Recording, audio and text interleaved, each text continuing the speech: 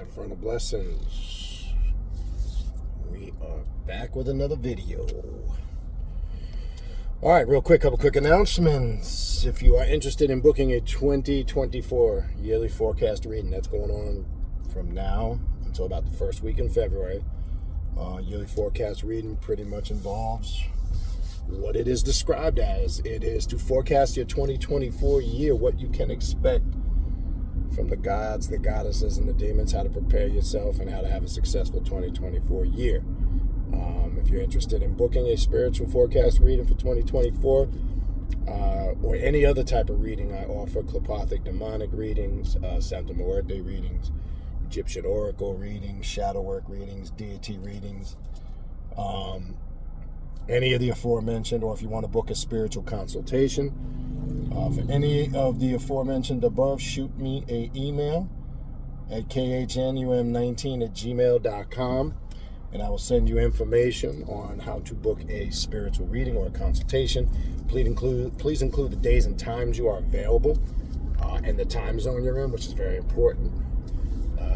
Right now, it's extremely busy with the yearly forecast readings, pretty much from now through February. So, I have to schedule very accordingly, all right? Also, if you're interested in signing up for classes, the way to do that, the various different classes that I do offer, I have a bunch of ongoing classes, a lot of them. You can go on to the Patreon page, patreon.com/Baniti, Baniti, patreon.com/Baniti, Baniti. Tier 3, that's the tier you want to join. That gives you access to the 3 private classes I do every month on Patreon, in addition to the group ritual. When you join the Patreon, Tier 3, it doesn't just give you access from the day you join moving forward. You also get access to everything in the archives, which is over 3 years worth of content, with all the continual ongoing series of classes that we have on the occult and the left-hand path. Gives you access to all the group rituals, which is 39 and counting. Everything is archived, labeled, and categorized in the collection section.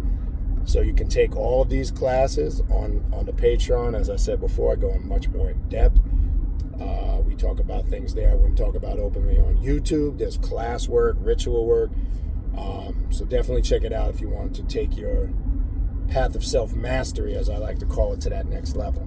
Don't forget to check out the Primordial Chaos podcast, which is available on Spotify and all major podcast platforms. The link to that podcast is in the description box of this video.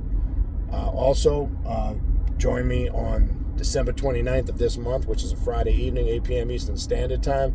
I'll be doing a 2023 end of the year 2024 prophecy class, which I'll be recapping 2023, and also what we can expect as we move into 2024, what the Spirit's got in store for us, and what we need to do to prepare ourselves. This class is available to Patreon members, and you can sign up for it. If you're not a Patreon member, you can sign up and pay by PayPal or Cashapp. The information on how to do that is in the description box.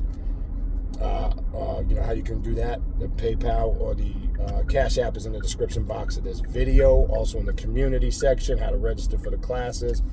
Also, you can that information is on Primordial Chaos 9 on Instagram. That's the social media page there. And also Primordial Chaos 2 words on Facebook, where I also upload all this new content that I put here on the YouTube page. So that class will be on Friday night, December 29th. It's the final end of the year event, something I started doing this year that I'll continue to do with the other things that we do regularly. So you don't want to miss that class. I'll also be doing on the spot quick divination readings for people in the room. All right, so sign up for that. If you're on Patreon, tier 2 and above, you're good. You'll be able to attend that class. If you're not, you either got to join the Patreon tier 3, or you would have to obviously sign up for that class individually. All right. 7th Annual Journey of the Black Adept Conference, October 2024. More coming on that as we get into later next year. That's pretty much covers and runs through the announcements. So what I kind of want to talk about in this video, last video I did was on Urzili Dantor. And I want to talk about, do a series of videos. I don't know if maybe I'll do some more after this, of just kind of where the spirit has taken me on African witchcraft, sorcery, left-hand path, African spiritual practices. Now, one of my favorites is Quimbanda. And the reason why I love Quimbanda, or Quimbanda, depending on how you want to pronounce it, is because it incorporates what we know as African spirituality with a lot of aspects of the occult and the left-hand path. It works with the various masks of Lucifer, addresses it as such. It works with the mysteries of the trident and the pentagram. It's a very unique practice if you want to connect with that current of the adversary. It is an adversarial current. Now, they work with the various masks and the different paths of Eshu, right? There's different Eshus, and they break down these Eshus. They connect it. You can connect some of this to your chakra system. There's different paths to the underworld that you can connect to. There's rituals that connect you to those inner depths of your subconscious mind, kind of like we work on the dark tree. There's a whole breakdown with the tree or the cliff. And it's in my opinion, though there's some traditional overtones to it, it is one of the main paths in African spirituality that connects you to the really hardcore, to the current of the adversary. Okay? Now, in the African witchcraft and sorcery class, we go in depth with this practice, right? It's one of the few that mentions Lucifer by name, Baphomet by name. Yes, you heard me correct. Baphomet by name, most definitely. And you don't find that in a lot of other systems. Now, what I've been trying to do for the last several years, be it religion or ATRs, African traditional religions, monotheistic religions, I'm trying to get people to see beyond that spell and dogma of these religious beliefs, with which actually limit individuals' spiritual growth, right? I've been saying now for years, we must let go of all things that we're still holding on to that serve us no purpose. As I said in the last video and many videos in the past over the years, you can work with a lot of these systems, right, in your own unique way. You do not have to work with them from the traditional standpoint. People still get stuck like Chuck, and I want to verify this, okay, and I want to clarify it, okay. I understand what the traditionalists will tell you. They'll say you can't do this or that. Oh, you can't work with it like that. Well, that's not allowed, this, that, or the other. What are they basing that on? Their own house and spiritual traditions. Okay? You could do anything you want, however you want. That's entirely up to you. And regardless if an outsider or a traditionalist says you can't and you're getting results, well, that validates the point that they're wrong, that you can do it like this. Okay, so I want to make that clear. And as I said in the last video, I am not involved in any of those traditional systems anymore. I stopped that years ago. I still work with a lot of these spiritual paths, but in my own personal, unique way. Right? So people will continuously email me over the years, oh, you think I should get initiated in Palo or this or that? I'm not going to tell you you should or you should not.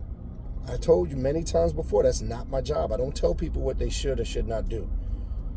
You make that choice and decision for yourself. That's number one. Number two, as I've said many times before, if you commit to initiating through a traditional system, through a traditional house, you have to follow the rules of that house. And that's going to violate a lot that goes against everything and every principle we deal with on the occult and the left-hand path. So this is why I wouldn't tell anybody to get initiated or not to get initiated. If you want to, that's up to you, and you're willing to make that sacrifice and commitment, that's up to you.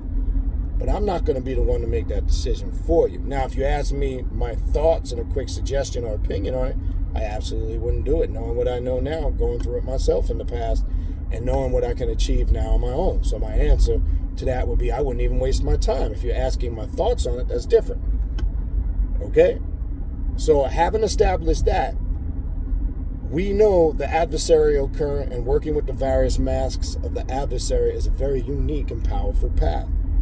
Now, Quimbanda involves a lot of sigil work. It does, again, incorporate some traditional practices like offerings. There's, in addition to not just food offerings, blood offerings. Because as we know, for most people that don't understand what's the role or the place, and I'm more so newer people that may not understand, what's the role or place, why is blood offered? And the funny thing about that shit is, especially when hypocritical religious people ask that question, it makes me laugh. The reason why is because their God of the Bible, when you trace the origins of their God of the Bible from Genesis to Revelation, is a warmonger, a blood that requires the taste and the smell of blood and tons of sacrifice of blood, right? How many times are animals? It says in the Old Testament multiple times, the smell of the burning flesh of animals is pleasing. The carcass of the animal is pleasing to the Lord. The Levi priests were doing blood sacrifices on their altars and sprinkling the blood on the north, south, and east, west, all four corners of the altar. Right? This was ritual because the offering is in the blood. Blood contains the very life and the essence. Okay, so it's funny how a lot of people, whether it's ATR practices or other spiritual systems that require some type of blood or blood offering, it's funny how people get spooked the fuck out. The ones that are hypocrites. Okay? So let's establish that. Okay, very important. Be careful when you're pointing a finger at somebody, because that finger might be turned around pointing right the fuck back at you. So Quimbanda also involves that type of work. And because the vital life force of the essence is in that blood, that is one of the greatest sacrifices or offerings one can give. And then, as I said before, when you look at, for an example, the Catholic Church using the concept of what they call in their teachings in their Catholic catechism something they call transubstantiation, which as a Catholic you are to accept and believe through the rite of the Holy Mass and the Eucharistic prayers that the wine and the blood is literally being transferred to the body and blood of Jesus Christ. That's what they tell you. So think about this. When you really step back and look at the Catholic Mass, leading up to the point in the ritual, which is really a ritual, of the act of transubstantiation that as a Catholic you are supposed to accept and believe, the Mass is really very ritualistic and vampiric in nature.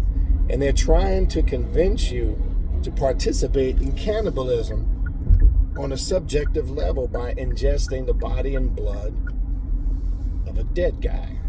Literally. Because what do they say when you come up to receive communion? The body of Christ. And what do they say when you drink the wine when you come up for communion? The blood of Christ. What does the word commune or communion mean? Right? To join together. Right? Link together. This is a ritual that they're reenacting because, again, they know blood sacrifice. And this is why the whole precept of their religion is based on the sacrifice of an individual. That offering or that sacrifice gives power or life to the spirit of force that they're trying to work with. And whether Christians, I don't care if you're Catholic or any other branch of Catholicism that all these other sects of Christianity branched off from, I don't care if you're Protestant, Lutheran, Episcopal, this, that, when you are participating in a lot of those different faiths, practice this rite of communion, drinking the wine and ingesting the bread as the body and blood of Christ. They have different methods of doing it. You are participating in a blood sacrifice. Okay? That, you don't see nothing wrong with drinking the body and blood of a dead guy you can't even prove ever existed. But people want to turn around on the other hand and think stuff that we do is bizarre in nature, and it's not. Right? So having said all that, Quimbanda involves all these different methodologies and systems and techniques that we use in other paths, whether it's Luciferian practice, telepathic sorcery, any of those systems, especially ancient Egyptian vampiric, right? You're tapping into a whole nother current or path of the adversary. And if you've ever read books on Quimbanda, if you've ever done ritualistic work with the Quimbanda, it works with the pentagram, right, as a powerful sigil. Again, as I said earlier, the trident, right? There's a whole spiritual system and mystery around these symbols and sigils. Some of the different masks have their own signs and symbols. And there's breakdowns of different shoes or paths of shoes that work on particular roads. When we say roads or path or different aspects or things that connect you to mastering yourself. Again, it's something, I say, unique in itself because, like, for an example, which always never really sat well with me, like, you'll see people in traditional Santeria, they refer to Eshu kind of as some form of the adversary, or Legua as they refer to, as some form of the adversary. But then there's this term that you guys I've mentioned many times over the years that I don't like, the trickster, right? They give him this trickster type of spirit, this devil, religious, sometimes connotation that I think is way off, okay? Because the mysteries of Eshu, just like the mysteries of Lucifer, in any form of the adversary or adversarial current, is to bring out the best in you so you can master yourself. And in order sometimes to bring out the best, you got to bring out the bad first.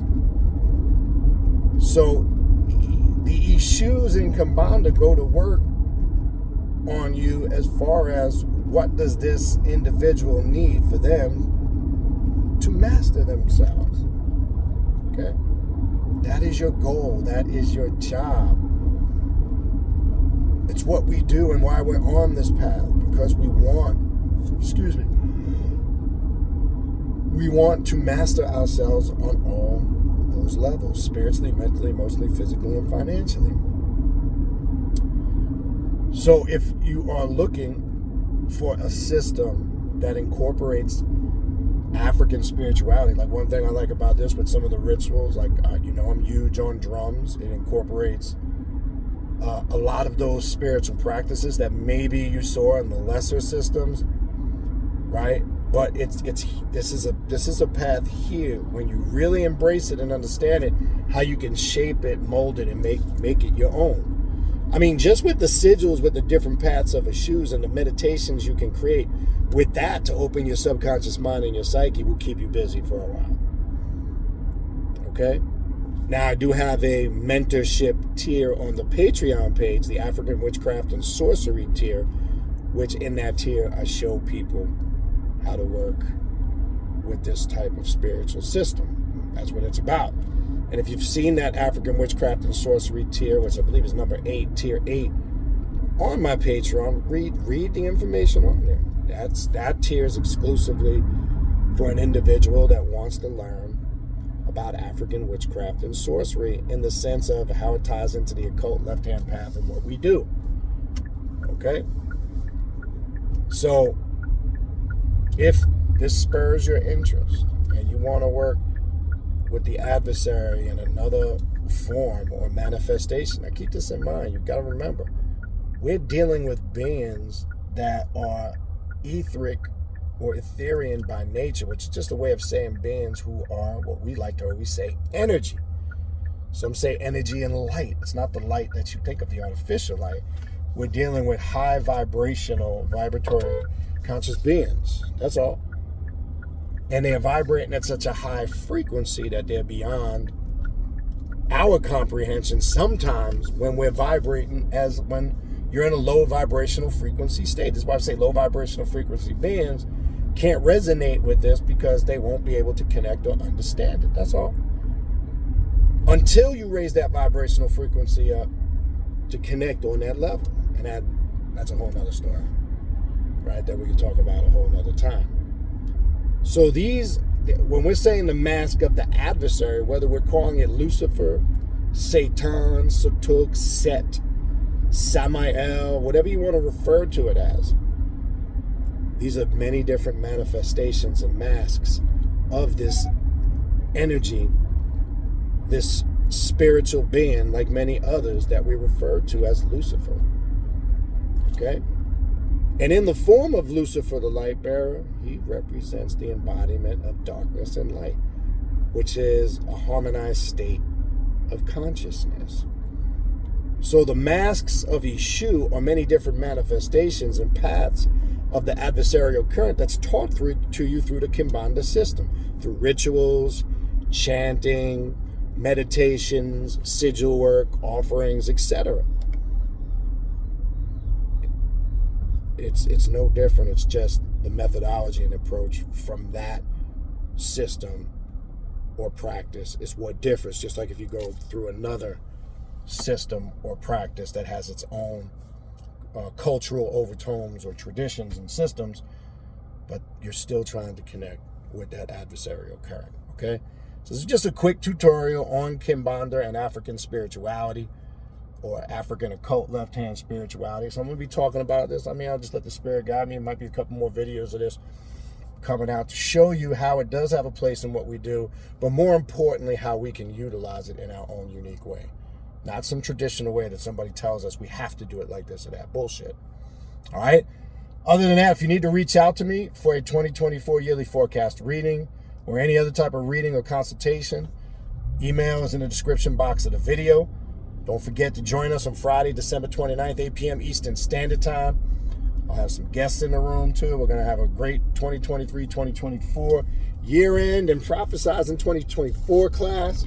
You ain't going to want to miss that. It's going to be a great night.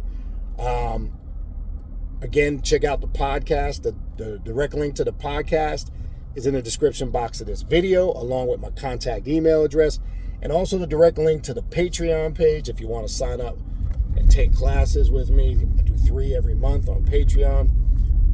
Again, patreon.com/Baniti, Baniti, tier 3. And the link to that also, with all the other information, is in the description box of this video that you are watching right now. That's going to do it for me on this one. I'll see you guys on the next video. Infernal blessings, and we'll talk soon.